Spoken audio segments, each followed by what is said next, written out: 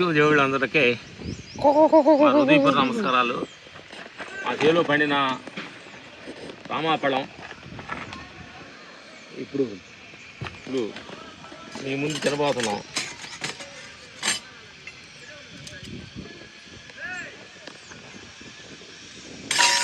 రామాపళం పడింది.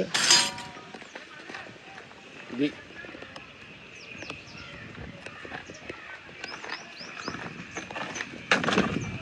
Red banana.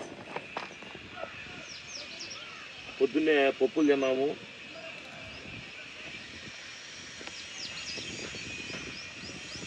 ఈ మగ్గ పెట్టింది కాదు, షోలో చెట్టును పండింది.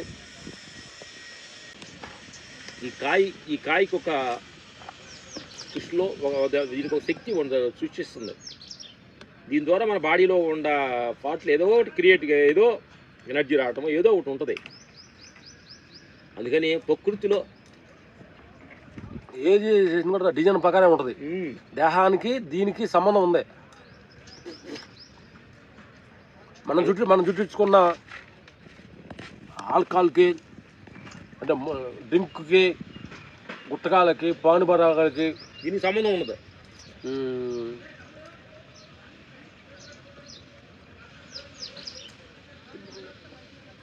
పిజ్జాలు, బర్గర్లకి వాటికి సంబంధం లేదు. ఏంటి మనం రుచి కోసం పెట్టుకున్నాయి. బట్ ఇది గవర్నమెంట్ భగవంతా ఇది సృష్టించేదంటే ఏదో ఉంటుంది. ఇంకోటి ఏంటంటే దీని మ్యానుఫ్యాక్చరీ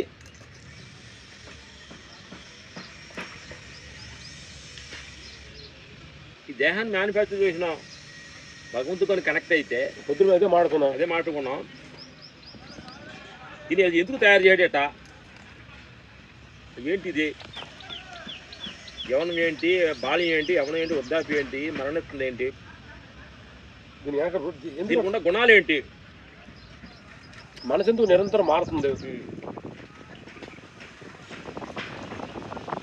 అనే సత్యాన్ని మనం గమనించుకుంటే దీన్ని మ్యానుఫ్యాక్చర్ చేసిన ఆయన దగ్గరికి వెళ్ళాలి. మనం భగవంతుడి దగ్గరికి ఏంటంటే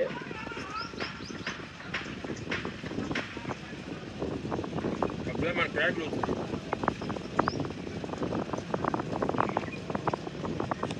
భగవంతుడి దగ్గరికి వెళ్ళి అడగలే కోరికలు కాదు. Okay, thank you.